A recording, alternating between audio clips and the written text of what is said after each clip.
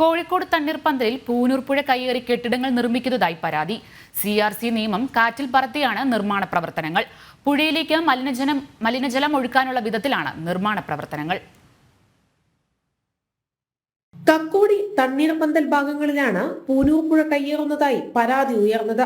കക്കോടി ഗ്രാമപഞ്ചായത്തിന്റെ പാർക്കും പുഴയുടെ തീരം കയ്യേറിയാണ് നിർമ്മിച്ചതെന്നും ആരോപണമുണ്ട്.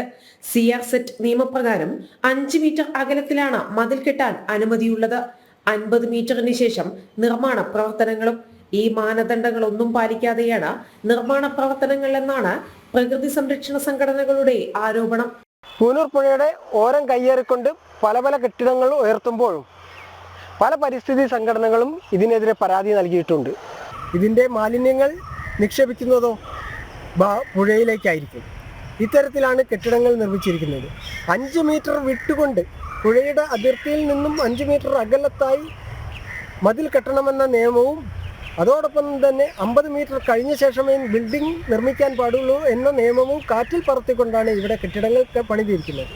മലിനജലം ഒഴുകാനുള്ള വിധത്തിലാണ് നിർമ്മാണ പ്രവർത്തനങ്ങളും നടന്നിട്ടുള്ളത്. മുമ്പ് പരിസ്ഥിതി പ്രവർത്തകൻ പ്രൊഫസർ ശോഭീന്ദ്രൻ മാസ്റ്ററുടെ നേതൃത്വത്തിലും സമീപത്തെ പെട്രോൾ പമ്പിനെതിരെ സമരം നടന്നിരുന്നു.